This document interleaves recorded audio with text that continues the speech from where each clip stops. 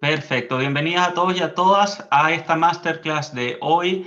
Mi nombre es Claudio Hornig, muchos de ustedes quizás me conocen, soy psicoterapeuta, coach profesional y hoy me toca brindarles a ustedes información sobre este maravilloso tema que titulamos No estás deprimido, estás distraído. Qué importante es poder poner estas dos palabras dentro de una misma frase. Hay mucha concepción o entendimiento sobre qué es o qué no es depresión, qué es o qué no es estar deprimido, y muchas de esas vamos a desmitificarlas hoy. Estar deprimido es una cosa, estar en un estado de depresión es un estado de mayor cantidad de tiempo de estar deprimido, ¿ok? Hoy día vamos a hablar de este primer paso a estar en una depresión, que es el paso de estar deprimido. Si cuando al estar deprimido le unimos otro tipo de sensaciones como la ansiedad, como el sentir vacío o un cierto vacío en la vida, y eso se le suma una cantidad de tiempo mayor, que estamos hablando por lo menos de una cantidad de meses prolongados de estarme sintiendo deprimido, pero además ansioso y además sintiendo un vacío, desde ese minuto en adelante podemos establecer que estamos frente a un cuadro depresivo, ¿ok?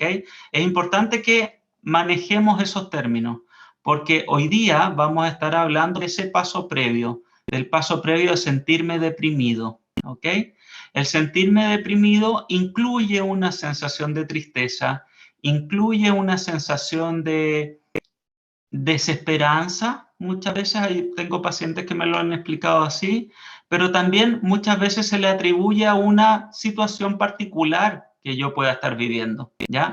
Pero si esa sensación se prolonga más allá, vamos a mutear por aquí, perdonen. Ahí sí. Si esa sensación de estar deprimido se prolonga más allá de 4 o 5 meses y además se le va sumando una sensación de ansiedad o una sensación de vacío o vacío existencial, de ahí en adelante ya estamos hablando de una depresión, lo que podría llamar un psicólogo una depresión primaria. ¿Ok? Entonces, insistirle que en esta charla vamos a estar hablando del estar deprimido, entendiéndolo como un paso previo, ¿ya? Un paso previo a que si le sumamos otros factores, esto pudiera convertirse en un cuadro depresivo, ¿ok? Parecieran conceptos parecidos, de hecho, la depresión es como el hermano mayor del estar deprimido, ¿ya? Es importante que lo entendamos así, pero la depresión se constela así, completamente se puede constelar y de hecho vamos a hacer, hoy día les voy a dar varias información con respecto a eso. Entonces, como bien lo dice la palabra, estar en un estado deprimido es estar en un estado llano o incluso más bajo, porque si ponemos, ese es un concepto territorial, es un concepto geográfico. La depresión es un concepto geográfico, aunque se ocupa en medicina mental, es un concepto geográfico y que tiene que ver con un estado de un hundimiento comparado con los terrenos que están alrededor. O si estamos hablando con el concepto geográfico de subida, estar en un terreno deprimido quiere decir que esa subida dejó de estar subiendo, comparado, insisto, con cómo va la tendencia, ¿ok? Entonces, estar deprimido es estar en un estado donde yo me estoy comparando con el resto y en esa comparación yo no estoy igual que ellos. Entonces es muy importante entender cuál es el contexto donde yo estoy deprimido. Poder observar aquello que me mantiene en este estado de estar deprimido. Y esa situación en particular, hay que trabajarla, pero para poder trabajarla tenemos que observarla. Por lo general nos da miedo, por lo general no nos sentimos apoyados, por lo general no expresamos y por ende no hacemos lo que deberíamos hacer con un sentimiento como este, que es primero permitírmelo y después de permitírmelo poder observarlo. Si se dan cuenta, cualquier situación en la vida que vivamos, cualquiera sea, si queremos realmente darle una solución, tenemos que observarla, tenemos que verla para poder analizarla, para tener un ejercicio mental y poder entonces encontrarle una solución. Pero no se nos ha enseñado ni a permitirnos la emoción, ni menos entonces a poder observar qué realmente es lo que nos está sucediendo. Las bases de la psicoterapia siempre han sido esa, poder devolverle al paciente la herramienta que siempre ha tenido y poder hacerle ver esta situación que está viviendo, poder hacerle ver esta situación que está viviendo. Porque donde la vivimos, estamos dentro del ojo del huracán. O sea, estamos en el huracán. La clave sería estar dentro del ojo del huracán, ¿se comprende? Entonces, ¿qué es lo que sucede cuando estamos deprimidos?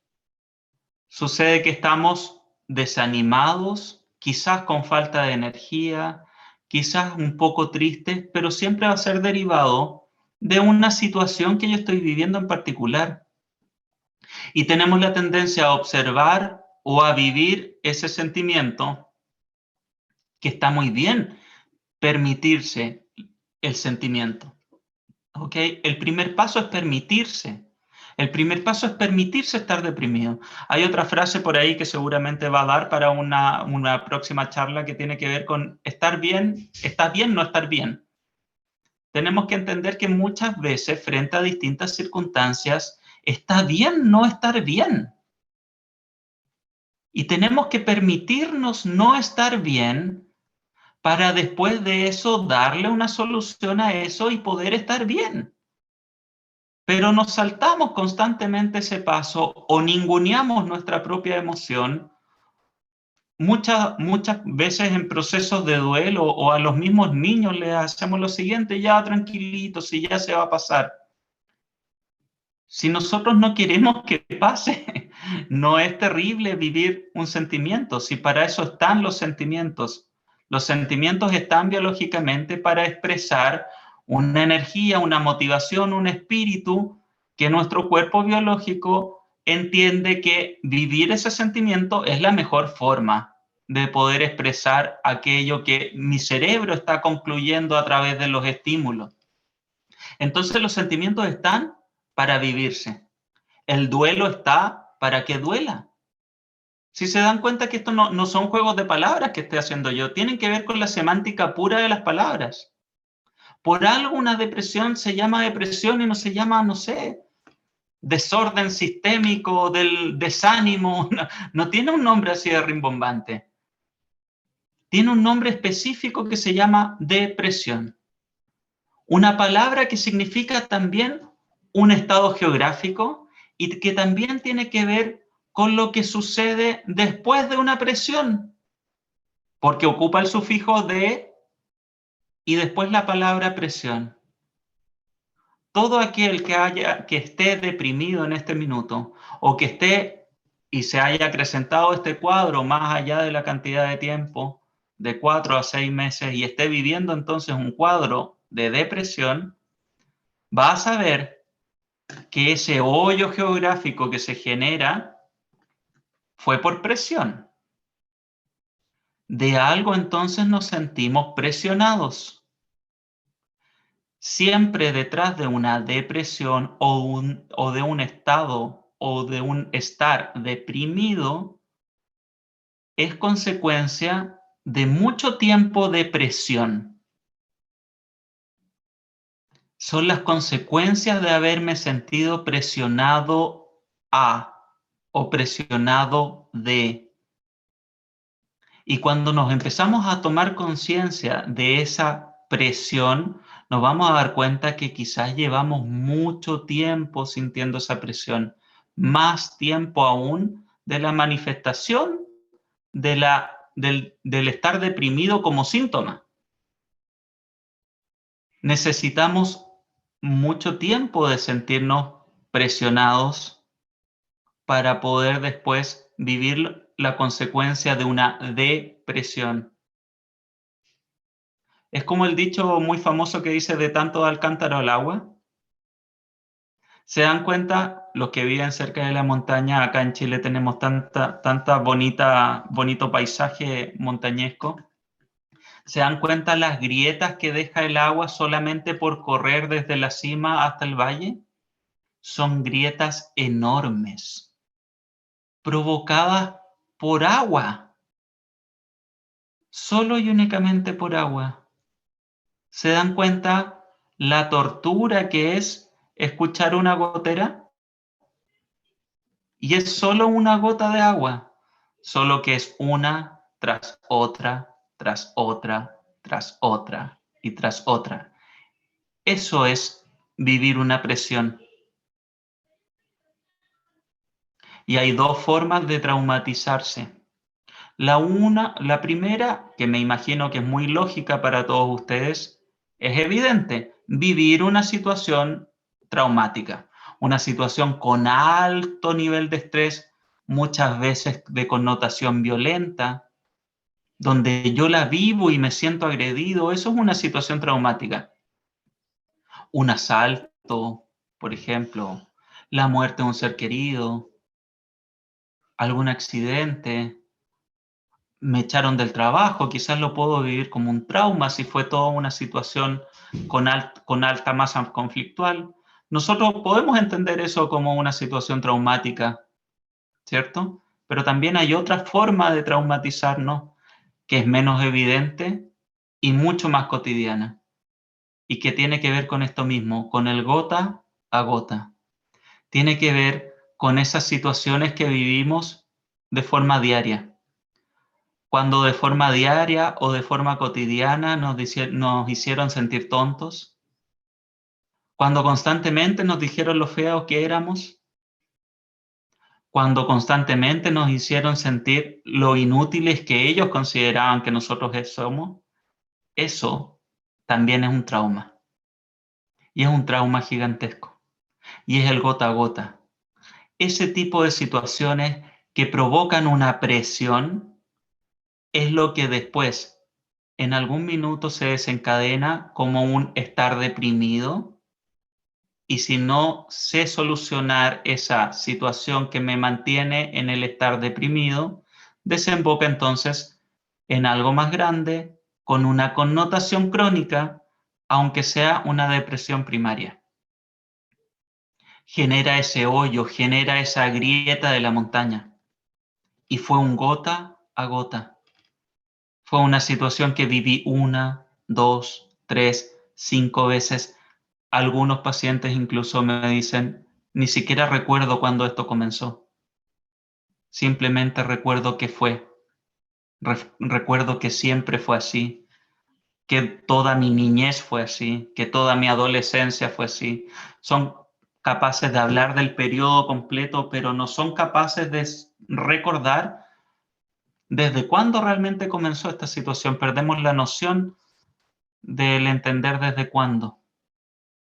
Pero hoy día estamos entonces en este hoyo y muchas personas deprimidas se consideran que están en un hoyo sin salida. ¿Para qué hablar las personas con depresión? Es así que las identifican con mayor claridad. Y insisto, es un concepto geográfico de un hoyo, pero que comparado con el resto me hace sentir que estoy hundido, que estoy deprimido. ¿Cómo poder observar esta situación? Primero, es un acto de gran valentía, porque cuando estamos permitiéndonos la emoción, se nos hace difícil poder alzar nuevamente la mirada para ver lo que sigue sucediendo a nuestro alrededor. Hay muchas culturas que, más de índole más espiritual, que incluso tipifican el estar deprimido como un acto de gran egoísmo. Y comparto sinceramente esa opinión, aunque la siento un poco dura, porque muchos hemos pasado por ese tipo de estados, pero si nos damos cuenta, más que el estar en un estado egoísta, me gusta explicarlo como que estamos mirándonos el ombligo y todo el rato estamos pensando, sintiendo y observando nuestro dolor como la única existencia de ese periodo. Por eso, lo consiguiente es entender que más allá de estar deprimido, lo que sí realmente nos está sucediendo además es que estamos distraídos. Esta situación tiene tanta connotación de trauma que nos provoca estar distraídos de nuestro lugar, distraídos de lo que nos corresponde hacer, distraídos de nuestro propio destino, distraídos de lo que nos gustaría hacer, distraídos de nuestro presente, distraídos de tantas otras cosas. Y eso sí que lo considero grave. ¿Cómo podemos llegar a tanto nivel de desconexión con nuestro mundo, con nuestro entorno, que comenzamos a sentirnos deprimidos por aquello que nos pasó, pero inevitablemente dejamos de estar viviendo nuestro estado presente? Y ahora les voy a decir algo que quizás para muchos les puede sonar muy duro, pero a no ser que ustedes sean robots, todos los que están aquí estamos vivos. Y estamos vivos a pesar de todas nuestras historias, estamos vivos. Nos hayan pegado, hayamos sufrido violencia, hayamos tenido un par de padres desastrosos, habremos pasado quizás noches de vivir en la calle, qué sé yo, cada historia dramática, todos tenemos nuestra historia dramática, todos, ninguno de nosotros no nos salvamos de una situación dramática vivida. Pero a pesar de todo eso estamos aquí, hoy día, observando o escuchando esta masterclass. La resiliencia es entender que haya pasado lo que haya pasado, estamos hoy vivos y sigue siendo nuestra determinación qué es lo que nos va a continuar pasando. Seguimos teniendo ese poder de decidir qué es lo que queremos vivir mañana. Y eso es volver a estar sintonizado con la vida. Eso es volver a estar en el foco de lo que quiero. Eso es volver a estar en nuestro sentido de vida. Entonces, ¿cuál es la clave de poder salir de este hoyo? De este estado de estar deprimido o de este estado depresivo, si es a mayor cantidad de tiempo. Es recuperar algo que siempre tuvimos, pero que esto sí que no lo solemos observar. Es recuperar nuestro sentido de vida. Diferentes culturas y diferentes enfoques terapéuticos han planteado esto desde distintos conceptos. Desde el encontrarnos con nuestra alma, desde el tener un proceso de conciencia, desde el tener un sentido de vida, desde el seguir el curso de nuestro destino. Son muchos los distintos conceptos que apelan absolutamente a lo mismo. A entender que nuestro pasado ya pasó, que nuestro futuro está por venir y que lo único que tenemos hoy y que realmente es cierto es nuestro presente. Y que por eso justamente se llama presente, porque es un regalo. Que ustedes estén hoy escuchando es un regalo. Por eso se llama presente. Volvemos a la situación lingüística. ¿Se han dado cuenta por qué el presente se llama presente? Bueno, porque es un regalo.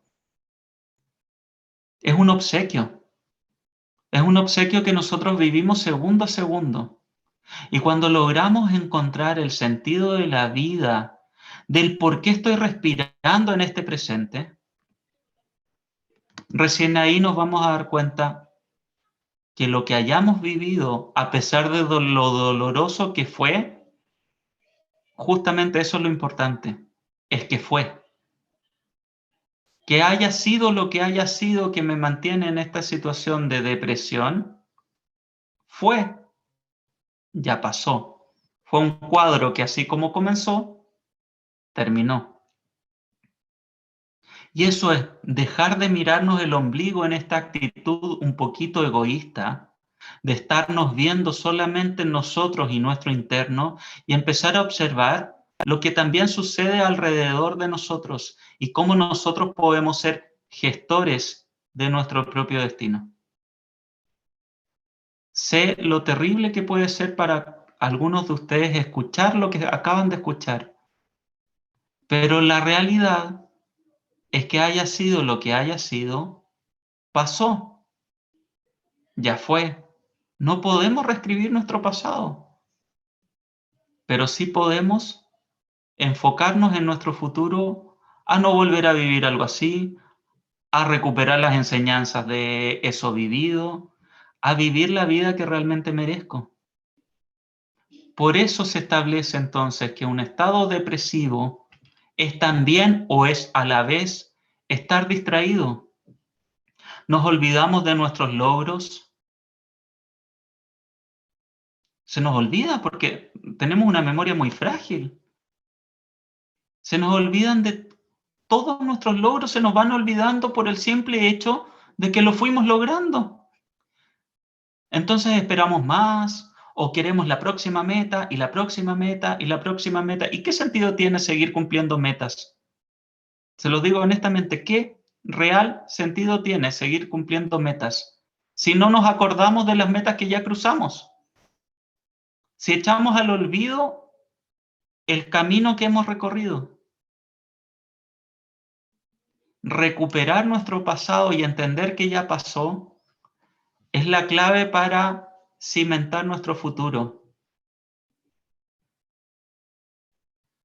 Hacer un ejercicio de memoria de todo lo que viví me va a permitir recuperar desde ahí grandes aprendizajes para cimentar mi futuro. Pero no se nos olvide que siempre estamos en un estado intermedio, en ese estado de presente, en ese estado que es un regalo, que es un obsequio, entre esta dicotomía del pasado y futuro. Tenemos que enfocarnos. ¿Saben lo sanador que es y que también se nos olvida? Tener un proyecto, un qué hacer, un sentido. Yo no soy ¿cómo decirlo? No soy muy fan de cómo constantemente estamos enseñándole hoy a nuestros hijos. No soy muy fan ni del sistema educacional, ni de estar trabajando 40 horas semanales para pagar un arriendo de una casa que realmente estamos ocupando menos cantidad de tiempo que la cantidad de tiempo que estamos trabajando y que después juntamos todas esas horas anuales para poder tener unas vacaciones quizás de solo 10 o 15 días.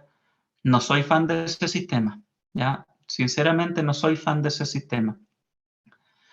Pero sí hay algo positivo que tiene que ver con que nos va incitando a tener ciertos proyectos, a ir cumpliendo ciertas etapas.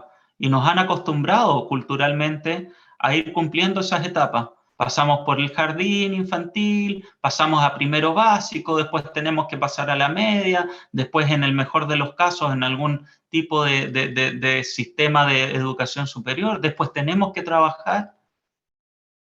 ¿Y después qué? Y es ahí donde empiezan gran parte de estas depresiones. Bueno, ahora muchísimo antes en el proceso ya escolar hay mucha ya depresión, porque hay un sinsentido del sistema. ¿Qué voy a hacer después? ¿Cuál es mi próximo paso? Porque trabajar o formar familia, pero ¿qué hago después cuando formo familia? ¿Qué hago después con esa familia? ¿Qué? Espero que mis hijos tengan otros hijos para convertirme entonces en abuelo. Pero, ¿y eso qué? Si no puedo incitar a mis hijos a que tengan hijos. Muchos suicidios adolescentes, sin lugar a dudas. Desde las constelaciones familiares, un estado de estar deprimido tiene que ver íntegramente con un papá o una mamá que sintió rechazo. Ojo, no estoy diciendo que uno como hijo se sienta rechazado por papá o por mamá. Estoy diciendo que es una conducta heredada por el rechazo que sintió papá o el rechazo que sintió mamá de otra situación de su vida. Y estamos siendo leales a ellos, respirando esa depresión, que se activa en un minuto especial de la vida. Y seguramente ese minuto especial de la vida coincide con el mismo minuto especial de la vida cuando nuestros padres o nuestra madre o nuestro padre sintió ese abandono o ese rechazo. Siempre detrás de un hijo deprimido va a haber un papá que se sintió o exiliado o se sintió rechazado. ¿Por qué sucede esto? Porque este papá o esta mamá, al no poder lidiar con esa propia emoción, no tiene la capacidad de demostrarle amor a ese hijo. Y es así como entonces el estar deprimido se transforma en un síntoma de desamor hacia uno mismo. Por eso es egoísta. Porque al final de cuentas nos hace vernos a nuestro propio ombligo buscando ese amor que no se tiene, porque nunca te fue entregado por ese padre que a la vez se sintió rechazado por quien debió haberle dado amor, por ejemplo. ¿Se entiende o me fui un poquito en la ola? Si tienen cualquier duda, cualquier consulta, por favor, simplemente activan su micrófono y me preguntan, ¿ok?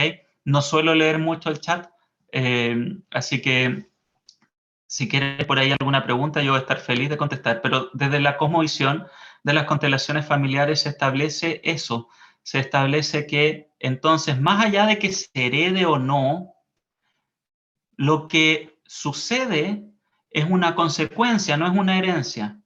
La consecuencia de la herida del rechazo de uno de los dos padres incide que ese padre que vivió la herida del rechazo no sepa cómo entregarle amor a ese hijo que somos nosotros mismos, que hoy día podemos estar en un estado de depresión.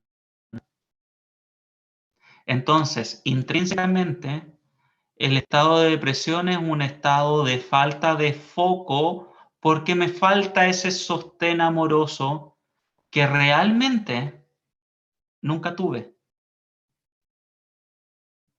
que realmente nunca tuve de ese padre o esa madre que realmente nunca me lo pudo entregar porque estaba observando otra situación, porque estaba viviendo su propio drama, porque estaba viviendo su propia herida del rechazo. Y entonces no pudo verme como hijo, porque él no había dejado, o ella, no había dejado de ser hija de esos padres.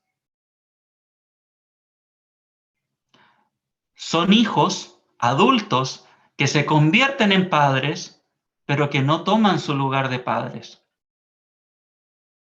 Entonces nosotros, que vivimos un estado de estar deprimidos, nos sentimos ese sostén amoroso de poder observar la vida y poder enfocarnos en la vida. Y por eso entonces se habla de que somos personas que estamos en un estado de no poder observar bien, en un estado de estar distraídos o poco enfocados. ¿Alguna duda, alguna consulta, algo que me quieran decir? Pilar, te escucho. Estás muteada, Pili. Sácate el mute. Ahí. Te quería Ahí sí. preguntar ¿Qué significa la depresión endógena? Bueno, la depresión endógena es un concepto bien ochentero, bien ochentero, bien ochentero, proviene desde el no encontrarle la raíz. Cuando se presentan psiquiátricamente personas que comentan como pacientes que este estado de vacío, de ansiedad y de estar deprimido, porque tiene que tener esos tres componentes, bueno, en algunos casos incluso instintos o pensamientos suicidas, que sería algo más grave aún, pero cuando dicen que es desde siempre, que lleva mucho tiempo así o que toda la vida han sentido eso, para poder agrupar a todos esos pacientes que al parecer no tuvieron una situación traumática que genere el origen de este estado, se le acuña, digamos, este término de depresión endógena. Para entender que simplemente viene desde siempre, para poder hipotizar posibles herencias biológicas de un estado. Ahora, desde los nuevos enfoques terapéuticos se establece que muchas veces este tipo de depresiones endógenas simplemente tienen que ver con una copia. Se está estableciendo ahora, por ejemplo, cómo el trastorno obsesivo compulsivo, el TOC, no es que se herede, sino que se copia.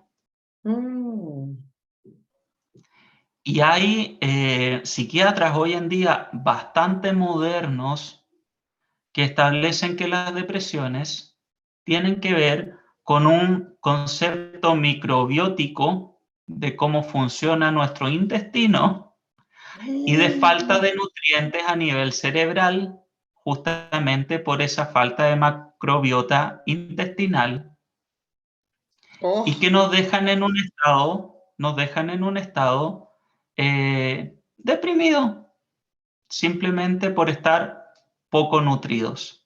Me coincide absolutamente con lo que dicen las constelaciones familiares, incluso la biodescodificación, porque es estar entonces distraído. Evidentemente, es estar distraído completamente. Ya.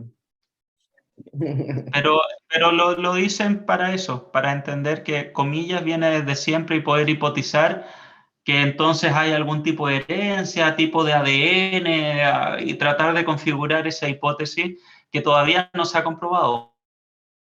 Ojo, ni siquiera se ha comprobado realmente que el cáncer pudiera ser hereditario, sino que se establece que hay una tendencia. O sea, no hay una razón de decir tienes tal cromosoma o tal deformación que entonces vas a tener que... No, se habla de tendencias. Y claro, cuando hemos tenido padres depresivos, también entonces tenemos la tendencia a ser hijos con depresión. Pero cómo no, si vimos a nuestros padres deprimidos, pues, entonces todavía sigue esa dicotomía de qué tanto es una herencia o qué tanto también es una copia visual de una actitud simplemente de vida. ¿Alguna otra consulta? ¿Alguien que quiera? María Alejandra, cuéntame. Hola, ¿cómo estás? Hola. ¿Cómo habla aquí? Sí, sabes que tengo la duda de cuando es Ahí, una depresión ahí. con tendencia suicida. Tengo que meterme ahí. ¿También viene del padre o de la madre? Esperen un poquito, María Alejandra, por favor. Voy a poner mute a todos primero porque te entendí bien entrecortado. Y ahora sí te pido que desmutees tu aplicación y me vuelvas a comentar, por favor. Hola, Claudio. Lo que decía Ahora es sí. que tengo la duda cuando hablan de depresión con tendencia suicida, ¿también viene asociado a los padres? Y A ver, o sea, es que no me queda como muy claro el tema porque si tú dices que viene desde el padre, entonces ese padre o esa madre también viene de sus padres y así sucesivamente, o sea, está como en el transgeneracional. Justamente que sí. Pero es importante hacer la salvedad porque estamos hablando desde varios enfoques distintos, ¿ya? Siempre desde la constelación familiar, las constelaciones familiares se rigen bajo normas de observación y es una técnica que siempre encuentra la raíz del problema basada en lo sucedido con tu papá, con tu mamá y tu herencia transgeneracional. Las constelaciones familiares siempre van a encontrar respuesta en la historia que te antecede. Esas son las constelaciones familiares, ¿ok? Desde la biodescodificación, que es una técnica un poquito parecida, establece que siempre vas a encontrar la raíz del problema que estás viviendo hoy en tu pasado, y si no la encuentras en tu pasado, vas a encontrarla entonces en la historia anterior, que sería la historia de tu mamá y de tu papá. ¿Ok? Pero desde el punto de vista de la psicoterapia, ni siquiera se habla de eso, sino que simplemente se busca establecer un parámetro de que algo te debe estar sucediendo que gatilla esta emoción. ¿Ok? Entonces, entendiendo ahora tu pregunta, o sea, poniendo esa claridad contextual, una depresión con tendencia suicida siempre tiene que ver con un exiliado en la familia, ni siquiera con papá o con mamá necesariamente, sino que es una historia de un ancestro que está fuera de la familia, que fue sacado de la familia, que muchas veces tiene que ver con locura o que tiene que ver con otros trastornos también que han sido acallados. Otro mundo donde se puede encontrar esa respuesta también es en los secretos guardados en la familia. Siempre nosotros, como la nueva versión de nuestra familia, ¿ya? Porque nosotros somos la versión, no sé, 40.0 de todas, no sé, ¿eres apellido Lanas? ¿Tú? ¿Sí? Ok, entonces, de la familia Lanas, tú eres la versión, no sé, 63 de la familia Lanas, la versión, la camada, ¿me entiendes o no? La 2.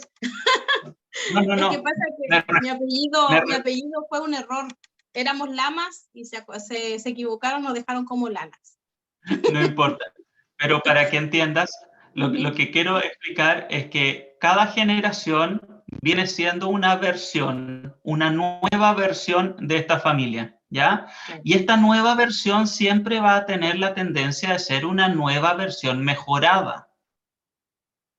Mejorada, ¿ok? Claudio, ¿puedo hacer otra pregunta? Sí, dale. Pero déjame Sí. terminar, por favor. Entonces, cuando en esta generación lo esté viviendo yo o alguno de mis hermanos, o sea, hijos nuestros que esté en una situación, por ejemplo, de depresión con tendencia suicida, tenemos que comprender por qué esa actualización es mejor que la anterior. ¿Te das cuenta el cambio, el cambio de paradigma? Es entender por qué entonces esa versión es mejor que la anterior. Y la respuesta es que porque en versiones anteriores hubo omisión de información. O se olvidó esa información, o se sacó esa información, y esa información era vital para la sobrevivencia del clan. Entonces, aquel que tiene una tendencia suicida, que si bien es una situación recontradramática, no le quiero bajar el perfil, pero apela a todo el clan familiar que le rodea a observar la vida y a tener cuidado con ella, a estar entonces más vivos que nunca. Es un llamado de atención inconsciente, pero que apela a todo ese sistema familiar a estar mucho más vivo, a estar atento a la vida, a estar atento a ese miembro que se siente deprimido. Son familias que muchas veces entonces no han tomado la atención a la vida, o de tanto trabajo, de tantas otras cosas, se les ha olvidado vivir. Entonces viene un nuevo miembro que pone en riesgo esa vida para que todos aprendan a que tienen que vivir y disfrutar la vida. Por eso es una versión mejorada. Y no solo en este caso, sino que en cualquier caso que vivamos. Tenemos que entenderlo desde ese paradigma. Desde lo que está sucediendo hoy, es lo mejor que nos puede estar pasando a nosotros mismos por nuestra información que tenemos y también como actualización de toda la información de nuestra familia. ¿Qué me querías decir, María Alejandra? Que si acaso tú como constelador has constelado personas con depresión, ¿has visto una mejoría en ello? ¿Te ha tocado? Sí, pero me ha tocado casos que se han tenido que profundizar en varias otras constelaciones, en varias otras sesiones, y también he tenido casos mágicos, por decirlo así, que simplemente con una constelación quedan tan impactados que no vuelven hacia atrás, que salen de ahí. Pero también hay que entender que hay otros casos de depresiones bastante más patológicas que necesitan ir profundizando, ¿ya? Las constelaciones son un empujón, son un movimiento que se genera a través de la observación. Muchas veces ese empujoncito basta y sobra, muchas veces otras hay que seguir empujando un poquito más y seguir profundizando. He tenido lindas experiencias, personas que me dicen que ahora están trabajando felices, que dejaron de procrastinar, y bueno, la verdad de las cosas, esto no es muy usual que lo diga un terapeuta, pero en mi caso personal, a mí me gusta medir la calidad de mi trabajo, porque es un tema de carácter mío. A mí me gusta medir mi calidad de trabajo a través de las decisiones que va tomando el paciente por la terapia. Yo no le hago la terapia al paciente esperando realmente que su vida cambie, no, yo simplemente trabajo ayudando o acompañando a lo que el paciente me pide que trabajemos. Pero yo sé en mi fuero más interno que esa ayuda lo va a motivar a tomar decisiones. Separarse, continuar, dejar el trabajo, emprender, irme a otro país. Determinaciones. Y cuando yo empiezo a escuchar en una próxima sesión o por ahí supe la historia porque siempre llegan los comentarios, y me doy cuenta que esa persona agarró la fuerza, la valentía y el coraje de tomar una determinación en su vida, una determinación generadora de cambio, por supuesto, no es cualquier determinación, es una determinación generadora de cambio. Cuando yo me doy cuenta que el paciente logró tomar esa determinación generadora de cambio, yo digo, fantástico, Claudio, lo hiciste maravilloso. No se lo digo al paciente, queda como una reflexión personal, pero es mi forma, muy honestamente se lo digo, es mi forma de calificarme, de autocalificarme en mi propio proceso de terapeuta. Uno tiene que guiar al paciente, desafiar al paciente a que tome una determinación generadora de cambio. Claro. Pero tampoco puede esperar que la constelación lo haga todo. Tampoco puede. No, por eso es solo un empujoncito. Justamente yo cuando hago las constelaciones soy súper claro en esto. Si bien se vive como una cosa muy mágica, este tipo de terapia, la biodescodificación o las constelaciones, donde afloran emociones, donde son procesos de liberación emocional, tienen un matiz o una forma de vivirse como muy mágica, ¿no? Pero no es la magia lo que hace que la persona sane, es la determinación que esa persona toma con respecto a lo que puede determinar en ese minuto en su vida. Por eso es solo un empujoncito, por eso es solo un movimiento. Tengo otra duda. Soy media preguntona, perdón.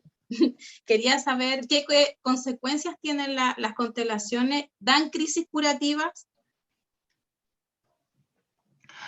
Todo proceso terapéutico, inclusive la psicoterapia tradicional tipo psicólogo clínico, tiene lo que se llama una crisis curativa, solo que no se establece bajo ese concepto. El concepto de las crisis curativas nacen desde las terapias energéticas para poder entender el proceso biológico posterior a esa influencia energética, ¿ya?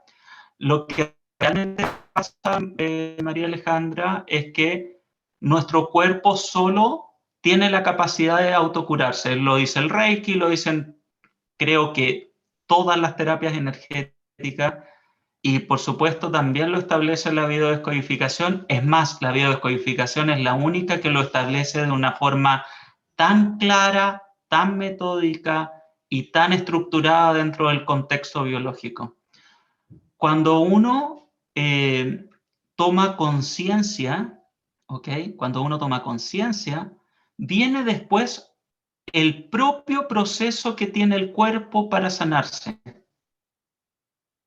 Y ese propio proceso es un proceso biológico. Y nuestro cerebro, entonces, en ese minuto, va a decidir, con las herramientas que nuestro cerebro tiene, que es nuestro cuerpo, ¿cuál herramienta va a ser la más idónea, entonces, para poder liberar esta emoción? Por eso lloramos, las lágrimas tienen un proceso de descomprimir, es sacar la presión, por eso lloramos, ¿ok? Pero también puede venir un proceso de purga. ¿Y qué tiene que ver con vómitos? O que pueda tener que ver con diarrea. Y van a haber consecuencias, que es lo que las terapias energéticas hablan como una crisis curativa, pero que, insisto, inclusive en una terapia psicológica clínica también existe, solo que pasa desapercibida porque no se entiende como algo especial. Y quizás los que fueron al psicólogo por primera vez se van a dar cuenta cómo muchas veces después de ir un par de visitas terminan resfriados, terminan con mocos, terminan con situaciones biológicas, cuando efectivamente pudieron llegar al meollo de cada uno de sus asuntos. Entonces, la crisis curativa existe existe no solo en terapia, sino que de cualquier una información que a nosotros nos impacte. Una crisis curativa también viene posterior a una noticia que nos impacte, porque simplemente es una nueva información energética, una nueva información mental, una nueva información auditiva a través de lo que me dijo el psicólogo, o una nueva información a través de la conciencia, que fue todo el camino que hicimos terapéutico, por ejemplo, en una sesión de biodescodificación. ¿Alguna otra pregunta, María Alejandra? Interesantes tus preguntas, te las agradezco. Pili, te escuchamos. Pasa que yo hice un curso de constelación familiar, pero encontré que era como muy por encima, como que fue lo mínimo en relación a información. Y la profesora, yo le hice esta pregunta y ella insistía en que no había ningún tipo de consecuencia después de las constelaciones. Pero a mí me pasó que nosotros tuvimos que constelarnos entre compañeras y de las 3 veces que me constelaron, las 3 veces me dio crisis de llanto. Y no sabía qué me pasaba, no lo entendía. Por eso te lo pregunto. No, o sea, frente a cualquier terapia, insisto, existe consecuencia. Lo que pasa es que muchas veces pasan desapercibidas. Ahora, eso te lo puedo decir yo basado en mi experiencia terapéutica, pero si de verdad simplemente me aboco a lo que dice la Biblia, digamos, de las constelaciones familiares, la verdad es que no hablan de ciertas consecuencias de una constelación, simplemente hablan de un movimiento, de que ese movimiento hay que preservar ese movimiento para ir observando las consecuencias, pero no se establece el término de la crisis curativa, ¿ya? Pero porque también tenemos que entender que Bert Hellinger, que es el creador de la técnica, era psicoanalista. Claro. Entonces, no había, desde su mirada, no había una consecuencia biológica que pueda haber basado en este movimiento. Simplemente era una coincidencia. ¿Me entiendes? Desde la biodescodificación, sí se entiende que hay consecuencias biológicas, completa y absolutamente. La persona que me hizo el curso era psicóloga, entonces quizás por eso también nos decía que no había consecuencias. Puede ser, obvio, puede ser. El punto es que ya esa crisis de llanto es una consecuencia, pues claramente. Entonces te das cuenta como hay un poquito un absurdo, simplemente un no asumir una realidad, simplemente. Pili, te escuchamos. Ya. Mira, te quería hacer una acotación. Yo tuve depresión con tendencia suicida, Ujú. pero yo no creo que esto que me pasó a mí venga como de mis antepasados ni de mis papás. Yo creo que fue por algo puntual en mi vida que me pasó y que quería desaparecer del mundo. ¿Puede Ujú. ser? Sí, pero tú sabes que yo conozco tu historia Sí. y te puedo decir que estás omitiendo parte y que tiene que ver con que yo entiendo completamente lo que dices. Evidentemente tiene que ver con algo que te pasó y te pasó a ti, Mm, pero además tienes la historia de tu papá que llegó a Chile, sí. ¿Y ¿me qué tiene que ver entiendes? eso? ¿Y qué tiene que ver eso? Porque él Mm. fue exiliado o se puede haber sentido exiliado de lo que él tuvo que, comillas, salir arrancando, así es la historia, ¿no? No, no salió arrancando. Bueno, Llegaron como migrantes. pero como inmigrante, Sí, justamente. El conflicto del inmigrante es un conflicto de exilio, aunque no haya sido dramático, claro, como te sacan cascando el país, digamos, ¿ya? claro. Aunque no sea dramático, tú te sacrificas hacia una vida completa y absolutamente nueva. Mm, Y de ahí en adelante, entonces, es tu papá quien observó todo el rato su drama y no pudo entregarle realmente el amor como la energía del amor, sino que simplemente fue un hijo exiliado de su madre patria, simbólicamente, mm, que no pudo dejar de ver ese drama y que tuvo otros hijos a los cuales él entonces no le pudo entregar ese amor. No es que no te hayas sentido amada tú, no mm, es que papá no te haya amado, mm, es que de todo el potencial del amor, él no te pudo entregar todo, ya, porque se quedó parte de eso en España. ¿Me ya. explico? Sí, Simbólicamente se quedó parte de eso en España. o sea, un poco agarra las dos partes, la situación que yo estaba viviendo más esto. Sí, siempre va a haber una situación en nuestra vida que va a gatillar. Hay distintos tipos de conflictos. Están los conflictos gatillantes y están los conflictos programantes.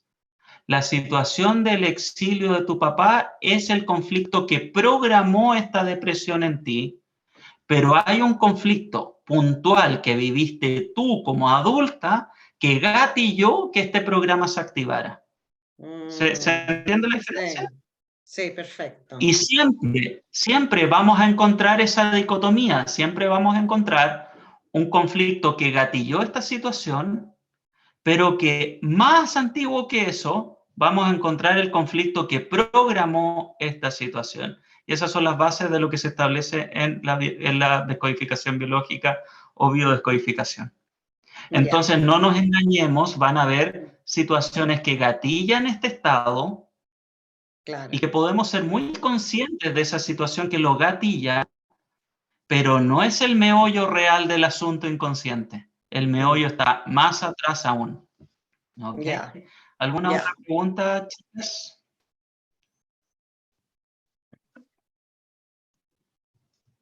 ¿Alguien quiere preguntar? Por ahí veo movimientos de cámaras, ¿no? Hola, Ok. ¿se escucha? Hola, ¿cómo estás? Se escucha Ahí- perfecto. Dime tu nombre, por Hola, buenas favor. noches. Mi nombre es Ada. Buenas noches, Claudio. Qué Hola, Ada, gusto ¿cómo poderme estás? comunicar. Que hay un tema súper interesante que a mí, por ejemplo, me trae muy preocupada hace mucho tiempo. Tengo una hija que sufre mucho ella de ataques de pánico, ¿Ya? crisis de pánico. Y ella es también muy depresiva, vive muy nerviosa. O sea, en el fondo siento que no tiene una vida que la pueda llevar a estar tranquila, que sea feliz, porque siempre anda en alerta, en el alma, anda preocupada. Y hemos visitado psicólogos, hemos tratado el tema, pero aún así ella no ha podido sanar. Entonces, yo me he hecho como una eh, ¿Una averiguar retrospectiva? para atrás, para mi familia y todo eso, en que yo le he hecho, siento yo que yo le he fallado, le he hecho cierto daño a mi hija, ella lo está sufriendo ahora.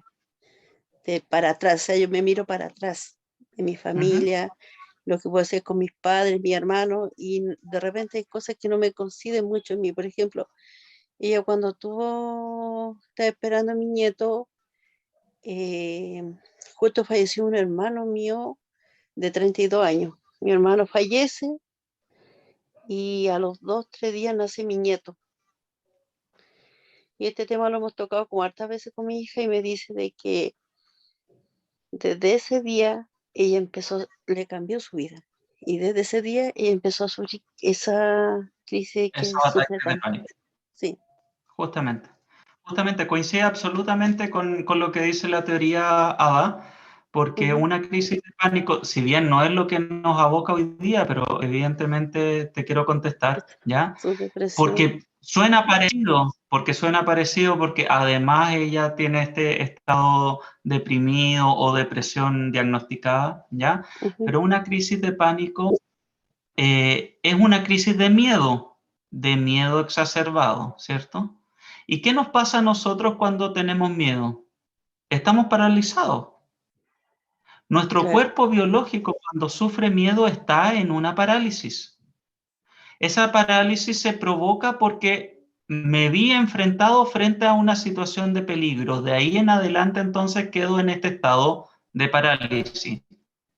Cuando uno se enfrenta a una situación de peligro, tiene solo dos formas de poder salir de ella. O salgo arrancando, Ujú, o me hago el muerto o me paralizo. Esas son las dos formas que tiene para reaccionar nuestro cuerpo. O salgo arrancando y huyo de la situación, ujú, o me hago el muerto, o me hago, perdón, me concentro un poquito. O huyo de la situación, o me hago el muerto y me paralizo, o me defiendo. Lo ujú, normal, lo que nosotros tenemos establecido más o menos como normalidad, es frente a una situación de peligro, huyo, ¿cierto? O me sí, defiendo. O saco las claro. garras y me defiendo y me convierto en un depredador, o simplemente huyo y me escapo de esta situación. Ya. Pero está esta otra situación de parálisis, que es una estrategia muy inteligente que tiene nuestro cerebro. Porque si yo me hago el muerto, si yo me paralizo, gano tiempo de poder huir. Es una parte de la estrategia de huida, es ganar tiempo. Ujú, Me hago el paralizado, me trato de mimetizar con todo lo que está sucediendo a ver si el depredador no me ve o me deja de hacer daño y se va. Y cuando entonces esta situación de peligro se va, yo puedo salir de ese estado de parálisis. ujú, Entonces, ¿qué es lo que le sucede a tu hija? Está en un estado de parálisis, está con el conflicto de miedo activado. Siempre un miedo tiene que ver con alguna situación vivida de muerte. Nuestra sobrevivencia habla de que el miedo más grande que existe es lo que está relacionado con la muerte. Aquí coincide textual, es como caso de libro, ¿ya? ujú, Entonces, ¿qué es lo que hay que trabajar en ella para que pueda salir de esta crisis de pánico? Es observar qué es lo peor de lo peor que le puede suceder. Porque más del 90% de las cosas que pensamos son cosas que efectivamente no suceden. Y tu hija hoy está paralizada en una situación de parálisis, donde entonces está temiendo ese peor escenario que está en su cabeza. Entonces hay que analizar, evidentemente, en un contexto terapéutico, cuál es el peor escenario que ella vislumbra que puede suceder y mm, darle herramientas para poder solucionar ese peor escenario. ¿Me entiendes? sí, Si mi peor escenario en la vida es, por ejemplo, solo para reafirmarte lo que te estoy diciendo, si mi peor escenario en la vida, por ejemplo, es quedar sin trabajo y que me quiten a mis hijos porque quedo sin trabajo, la ya, forma de solucionar ese peor escenario es dándole solución entonces a ese peor escenario. Entonces trabajo más, entonces tengo, no sé, ahorros para esa probable situación que ni Dios quiera que pase, pero entonces prevé ese peor de los escenarios. Yo te invito a preguntarle directamente a tu hija, cuando tiene esas crisis de pánico, ¿qué es lo que ella piensa que es lo peor que puede pasar?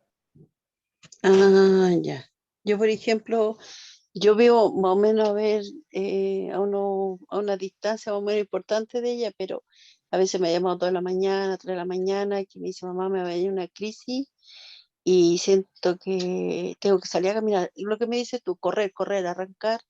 Eso, Y me muy bien, dice, muy bien. yo por ejemplo, me dice, mamá, me da la impresión, sí, a mí me asusta porque le da llanto y como que se va a morir, así, siempre le dan como taquicardia, terminamos la urgencia con un electro y ya cuando se hace el electro, ella ya como, ya no es Lógico nada que malo. sí. Es un tema bien delicado como para Y poder darte mayor tip, ¿ya? Pero sería bonito que ella pudiera tener un proceso terapéutico. Y lo que sería en un proceso terapéutico sería llevarla, acompañada por supuesto, a que ella observe y viva ese peor de los escenarios para ya, ahí adquirir entonces las herramientas de darle solución a ese peor escenario hipotético que no tiene por qué pasar, pero que ella teme constantemente de que ese peor escenario suceda. ¿Me entiendes? ya. Por eso le hablaba, porque por ejemplo, hemos visto como hartas fusiones y esto ya van 8 años. A ver, sí, No, van a mira, ser mucho 8 años. tiempo. No, 8 años, y de esos 8 años, yo creo mucho, yo por ejemplo, yo lo sigo mucho, veo las conversaciones, los videos que ha mostrado, todo, y yo he tratado como ser como un poquito puente para ella, para que ella también entienda y se pueda también mejorar, si yo creo que ella se mejore. Entonces buscar qué otra puerta, dónde ir, cómo hacerlo, porque la quiero ayudar, porque en el fondo siento que esos miedos, esas depresiones que le vienen, no tiene vida, y es súper chica, ella tiene 26, 27 años. y cuéntame, Ada, ¿qué pasa con el papá de ella? Mm, ¿Está estás- o lo que pasa es está, no que está en su sí, vida? sí está el A grandes padre, rasgos. pero nosotros, mire, yo vengo yo me divorcié de mi matrimonio, ¿Él? y de ¿Ya? ese matrimonio teníamos 4 hijos, tuvimos 4 hijos. Tengo 4 hijos, 3 niñas y un niño. Pero ya mi hijo es tan grande. Y yo me divorcié y el papá tomó su camino y yo me vine, pero yo me vine cerca con mis hijos, con mi otro hijo.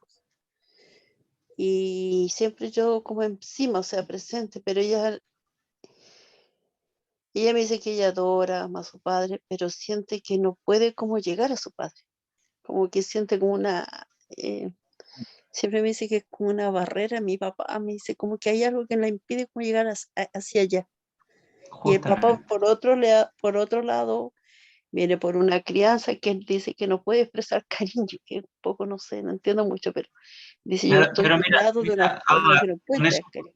con eso poquito que nos has comentado, te das Ujú, cuenta cómo es tu ex marido, quien tiene ujú, una herida de rechazo ujú. y que por Te eso escuchaba. entonces en su hija provoca esta barrera y es tu hija la que vive la consecuencia de estar deprimida por esa situación que ya la programa del acto de nacer en adelante Ujú, porque no ha recibido el amor que papá podía darle, pero papá no le puede dar ese amor tampoco.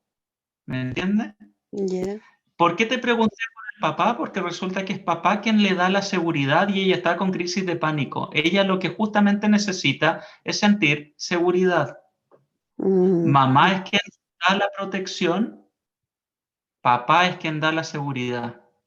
Entonces aquí inevitablemente estamos hablando de una consecuencia relacional con respecto al vínculo papá-hija. claro, yo por ejemplo, Así que he sido como, lamento ujú, mucho que puedas hacer tú como mamá. ya, yo, lo único, porque me tocó mucho horror ser como papá y mamá, estando con en matrimonio, ¿me entiendes? Pero eso pero es de los 4 hijos, es ella la que siente siempre y anda preocupada. Ella es como una antena. Ella está preocupada de todo el mundo, está alerta, así, todo alerta, alerta, alerta.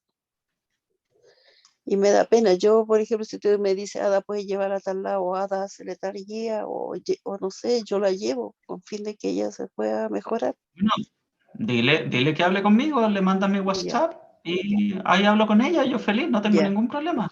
No tengo ya, ningún Claudio, problema. muchas gracias. Si tú lo que estás necesitando hoy día es que alguien hable con ella o qué hacer, dale mi contacto. Yo Ya, voy a estar feliz de explicarle, y si ella después de eso se siente dispuesta a tener un trabajo terapéutico, bueno, tanto mejor, ¿ya? Pero genial. no podemos hacer más que eso, pues, ¿me entiendes? Más que estar Sí, en la disposición de, no se puede hacer mucho más, sí, ¿ok? sí. Uy, muchas Pero yo gracias sé que igual tú la y ves chiquitita, yo sé que tú la no, ves sí, chiquitita, porque es tu hija, pero sí, ella ya es adulta y ya tiene seguramente herramientas necesarias para poder encontrar solución a lo que está viviendo. Tú como mamá, ahora que ya la tienes adulta, solo le puedes mostrar posibilidades. Y dentro de esas posibilidades, bueno, dale mi contacto o que me siga en las redes sociales, y si le hace sentido que me hable. ya, ¿Ok? ok. Un abrazo Muchas grande, gracias, Ada. Muchas gracias. muchas gracias. Muchas Que esté gracias muy por bien. comentar. Bueno, se nos pasó el ratito súper rápido. Un abrazo enorme a todos los que participaron, a todos los que expresaron ahí sus dudas, sus consultas, a los que no también, un abrazo apretadísimo. Tuvimos linda convocatoria hoy día nuevamente. Ya mañana esta masterclass va a estar subida al canal de YouTube, Más allá de la enfermedad, que los invito a suscribirse si no están suscritos aún. Un abrazo enorme, que tengan muy buenas noches. Chao, chao.